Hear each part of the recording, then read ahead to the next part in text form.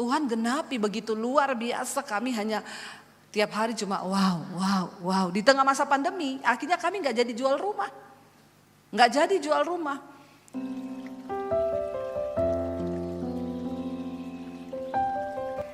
Saudara, sampai hari ini pun ya, saya dulu kehilangan rumah, saya kehilangan segala sesuatunya. Hari ini Tuhan balikan semuanya berlipat kali ganda.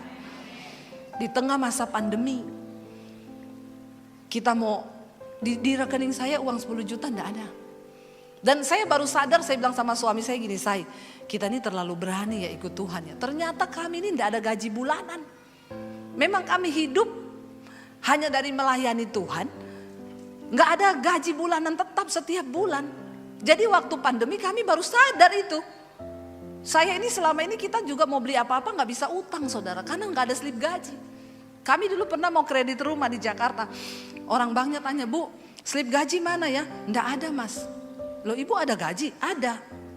Dari mana? Dari sorga mas. Enggak Bu, jadi gini Bu, saya butuh slip gaji untuk pengajuan kredit ibu. Lah slipnya tuh dengan iman mas. Orang banknya bingung, dia bilang masalahnya bank belum terima slip dengan iman Bu. Karena kebetulan bos kami tidak beriman.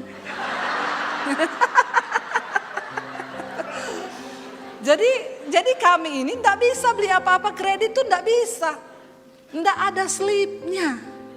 Gajinya langsung dari sorga. Nah waktu pandemi kita enggak punya uang sama sekali. Saya bilang sama suami,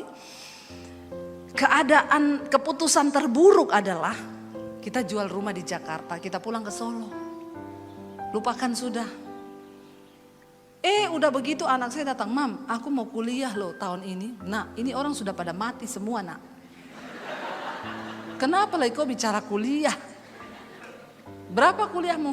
70 juta masuknya, apalagi 70 juta uangnya siapa?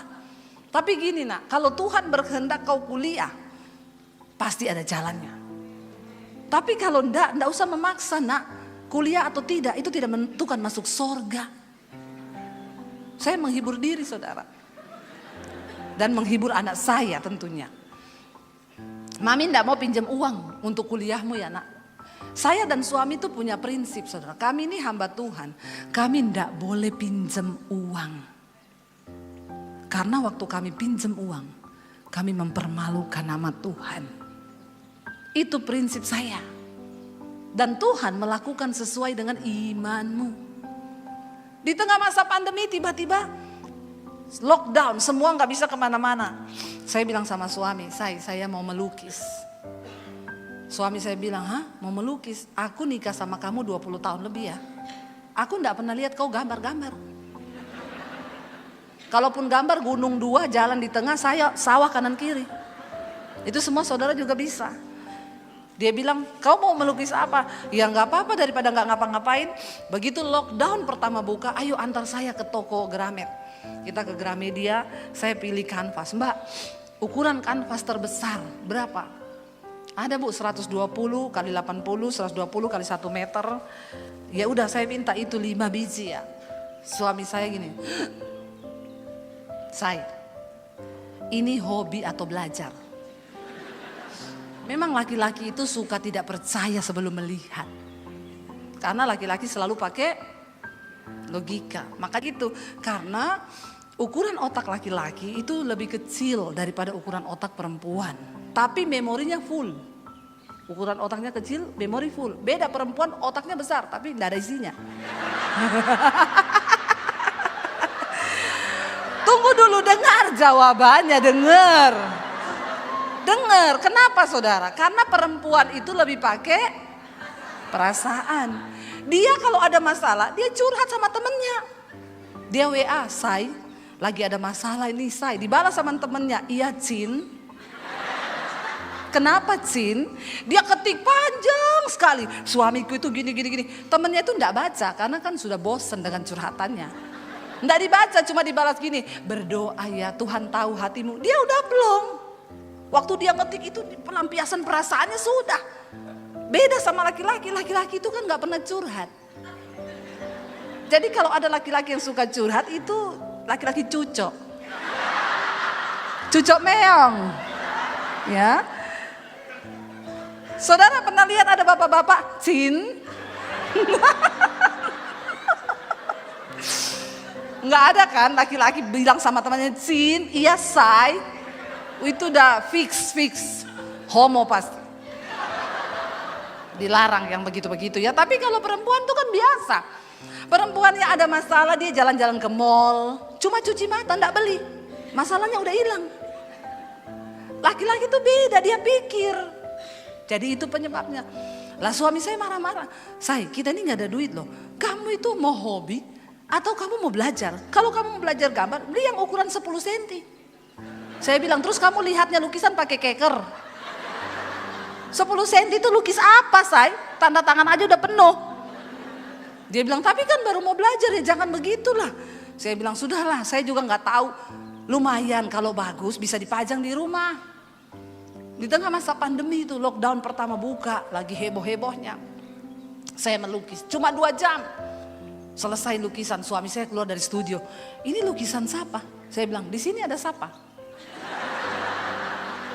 Emang di sini ada siapa? Dia bilang, enggak mungkin loh. Ini lukisanmu? Lah ada siapa di sini? Tetap enggak percaya, tetap. Sudah melihat juga tetap tidak percaya. Itulah laki-laki. Enggak mungkin loh kamu. Lah siapa? Saya di sini enggak ada siapa-siapa loh. Daripada dia bertanya-tanya, saya foto, saya upload di IG. Puji Tuhan, lukisan pertama saya laku. Tiba-tiba yang inbox, Bu, itu lukisannya dijual enggak? Saya bilang, saya baru belajar melukis. Ini lukisan pertama, tapi dijual enggak? Ya, kalau mau dibeli silakan aja. Harganya berapa? Ya saya juga enggak tahu. Yang penting ganti tinta sama kanvas aja, lebihin sedikit lah ya.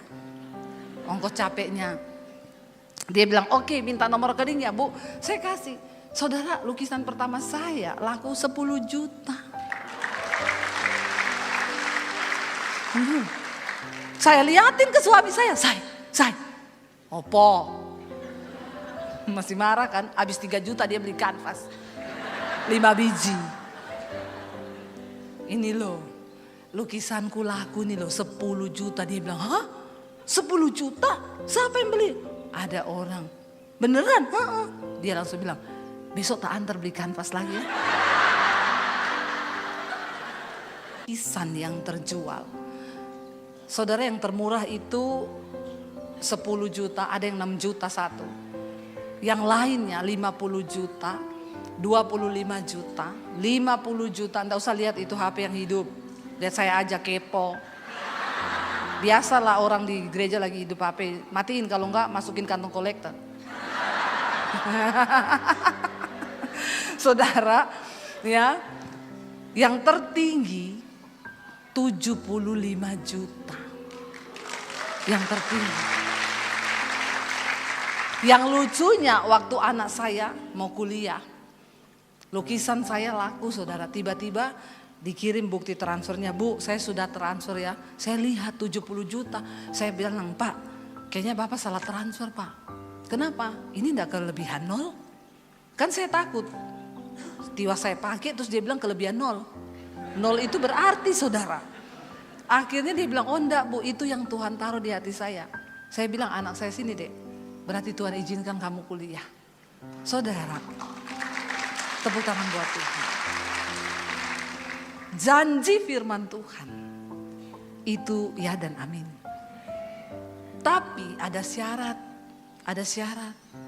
Engkau tidak mungkin melihat kemudahan-kemudahan sorgawi kalau engkau pun tidak hidup menjadi pelaku firman.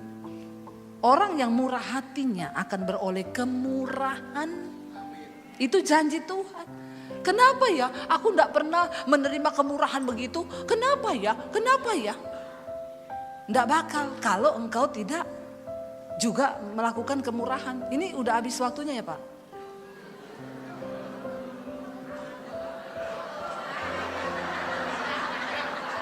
Sampai jam berapa? Sampai jam 2 Anda puasa lemes. Nanti kita lanjut sore ya. Ada kesaksian, banyak kesaksian saya itu bagaimana Tuhan itu. Wah, dahsyat deh. Saudara, alami Tuhan yuk. Ayo alami janji Tuhan yuk. Tuhan itu mau loh. Tapi kenapa janjinya tidak terjadi? Sebab ada penghalang. Karena dia gak bisa menyangkali firman-Nya.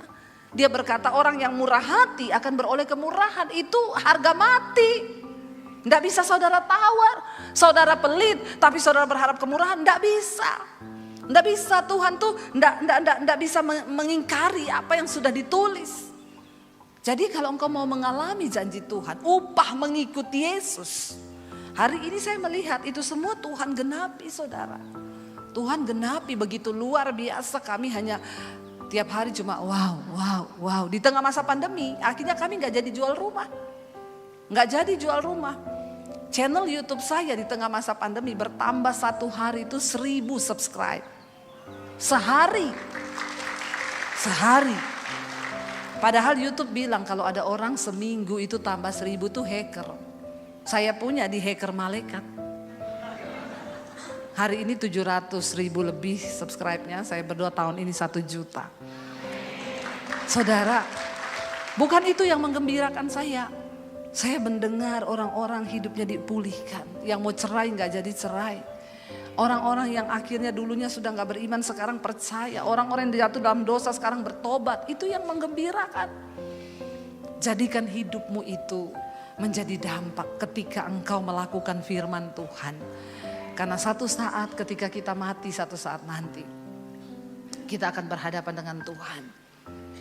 Dan Tuhan akan tanya, apa yang sudah engkau buat bagi kemuliaanku selama engkau hidup. Tuhan tidak akan tanya hartamu, dia tidak tanya jumlah depositmu. Tapi dia tanya, apakah hidupmu sudah berdampak. Saudara, ada upah bagi orang yang sungguh-sungguh mencintai dan mengikuti Tuhan. Yohanes 3 ayat 30. Ia harus semakin besar, tetapi aku harus semakin kecil.